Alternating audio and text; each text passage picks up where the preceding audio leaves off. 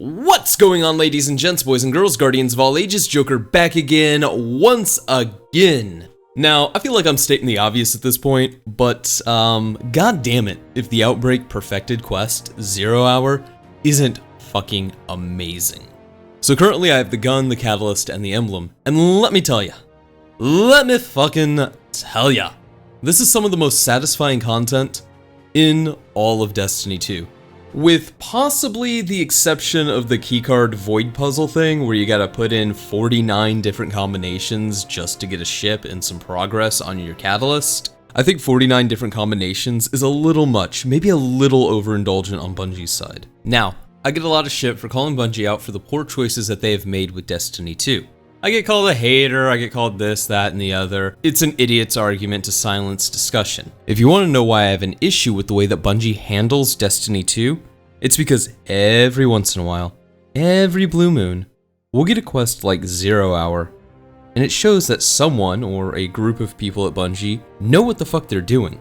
And when they do it, when they execute something perfectly like 0 Hour was, we really do see what this game could be. The quest is a lesson in ambient storytelling, but it's also an example of the community coming together to solve a puzzle.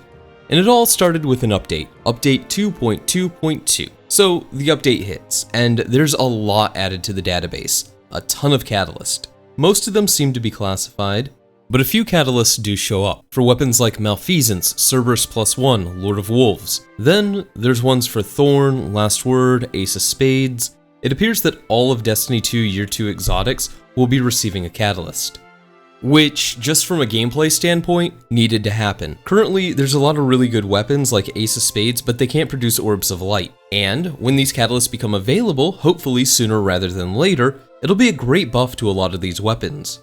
Take Thorn for example. That gun needs a lot. That gun needs range, stability, Jesus, just to be remotely viable on console. Ace of Spades though, Ace of Spades kind of already does everything, so I'm super interested to see what they give it. Probably something inoffensive like more stability or a faster reload. Or the text for the catalyst literally says, this gun already does everything, now it produces Orbs of Light, and has a kill tracker. That would be kinda funny. But I digress. As people were going through the database, as they were looking at the new catalyst, somebody stumbled across an icon that showed a weapon that didn't exist in Destiny 2, Outbreak Prime. And I think within an hour, the Destiny community had figured out not only how to start the quest, but how to finish it and get the weapon and do the heroic version. Destiny community, you kinda scary. You kinda scary about shit like that. Like, how the fuck did you guys know to go to some random off the beaten path room on Titan to find the fallen transceiver? Like, the fuck. Anyways, they did, and it led to a reunion with our old friend, Mithrax, the Forsaken, who some of you might remember from the Chances and Choices questline. This is the questline that you do on Titan so you can get the Rat King exotic questline. It's the questline on Titan where you see the Fallen Captain dueling against the Hive Knight, and if you kill the Hive Knight and leave the Fallen Captain alive, it activates an alternate ending where Mithrax bows out and leaves the core. This alternate ending is now clearly canon. But back to the 0 Hour questline. According to Outbreak Perfected, the plan is simple. Intercept a group of House Devil Fallen, and stop them from recovering Siva. And that's basically the narrative setup for this. I do wish, like with Mithrax, they recolored the Fallen for this mission to represent the House of Devils. But that and the time limit on the normal version are really my only two criticisms. The coloring of the Fallen matters because if the story that they're trying to tell is of House Devils coming back, breaking off from House Dusk, and reforming, that's kinda fucking huge. Like, this could be its own DLC huge. Like, setting up for some sort of Fallen Civil War huge. So, if that's the story that they're trying to tell, maybe they should represent it in the character models. But for the sake of argument, I understand that they might not have had the time, or there might have been other limitations. That being said, I don't think I'm asking for anything big. I'm not sitting here saying, hey Bungie, why aren't these House of Devil models the same models from Rise of Iron? No, I'm just asking that they go in and change a shader value for the Fallen that spawned in this encounter. But that's not really gonna make or break my enjoyment of this encounter. I just thought, hey, these are supposed to be Fallen from the House of Devils. It'd be really cool if they looked like Fallen from the House of Devils. Because like I said, the Fallen House's reforming is actually pretty huge. And my second critique is the time limit on the normal version. Like, don't get me wrong, I get it, I get why there's a time limit here, but if it was just relegated to the heroic version, then I would be able to explore this really cool space. Or if they just let me come back to this space and explore it, that'd be really cool. But it seems like there's a lot of work that went into this space that you're just running through and you're not paying attention to any of it because you have a time limit, and that's kind of disappointing. Because this play space does look really cool, and it does have a lot of really cool things going on with it. But like with the coloring of the House of Devils, that's just a minor nitpick. Like, this doesn't stop my enjoyment of this encounter. I mean, other than those two nitpicks, and they are nitpicks, the quest really is amazing. In fact, I would say we need more content like this. This is what Destiny content should look like. So the quest starts out as your average fetch quest that turns into kind of a counter heist. You get the transceiver, you go to a couple of lost sectors to find the nodes. If you know what you're looking for, you can do this in like 20 minutes to half an hour, and most of that time will be loading in and out of areas. You go to the farm, you hook up with Mithrax, and the counter heist is on. Then the fun begins. You return to the old tower, you have 20 minutes to stop the House of Devils from reacquiring Siva by taking Outbreak Prime. The first part of the mission takes you through a reverse playthrough of the first mission of Destiny 2. Once past the old Hall of the Vanguard, this is where the combat ends until you get to the final boss, and the tower itself becomes your enemy, which is super, super cool. On normal mode, you have one set of jumping puzzles. On hard mode, you have an entirely different set.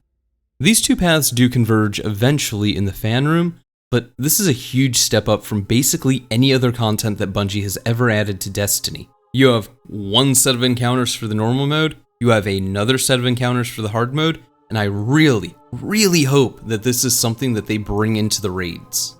Because man, let me fucking tell you, I can't overstate how amazing that is. I love stuff like that. I love games like Mass Effect and Dragon Age, which give you different story content based on what you do, and so you go through and you play missions differently based on what you choose. Well, this is kinda like that. If you have the normal mode, well, you get one set of encounters. If you have the hard mode, you get another set of encounters. Having two paths to travel is so much more engaging than clicking on the hard mode version and going, oh, well, the enemies just have more health and do more damage. Like, okay, whatever. The two paths, though? Holy shit! That was so fucking cool! I cannot stress enough. Aside from raids, this is quite possibly some of the best PvE content Bungie has ever added to Destiny 2. And the way they did it was fantastic. They just launched an update and let us figure it out. It's content like this and Shoulder Charge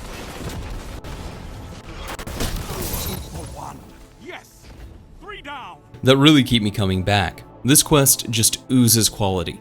It really felt like somebody cared about this, like this was somebody's baby, and it wasn't just phoned in like so much Destiny 2 content can feel like. I'm looking at you, Quest for Last Word and Thorn, or basically all the Season Pass content.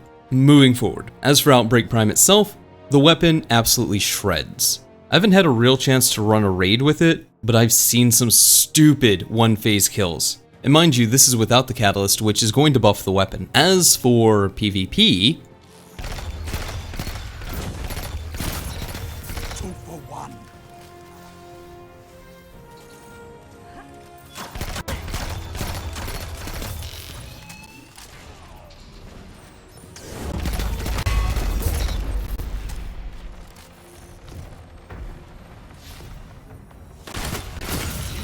war like a true titan.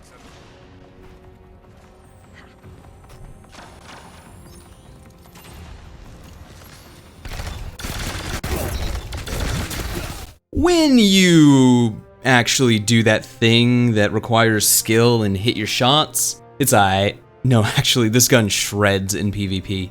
I wouldn't necessarily say it was on the same level as Luna's Howl or Not Forgotten, but when those inevitably get nerfed and we see a meta shift to Service Revolver and Bygones and Blast Furnace, this will compete. And again, this is without the catalyst, so who knows what that's gonna look like. Well, I guess Bungie, technically speaking. But yeah, I know this has been rambly. I know I've just been heaping loads and loads and loads of praise on this, but I can't overstate it, man. I love this. This is great. This was fun. It's a good weapon.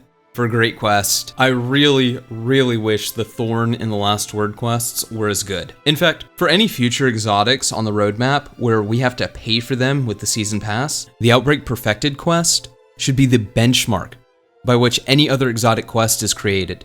Because how disappointing is it when you get this fabled weapon that returns like Thorn or Last Word, and it's a fetch quest. It's go kill 80 things here, go kill 90 things here, go kill 300 things here, go play 8 hours of the Crucible. Like, it's just boring. It's uninspired. Outbreak Perfected's quest is fucking amazing. But hey, those are just my ramblings. Let me know yours in the comments below, and like always, stay frosty.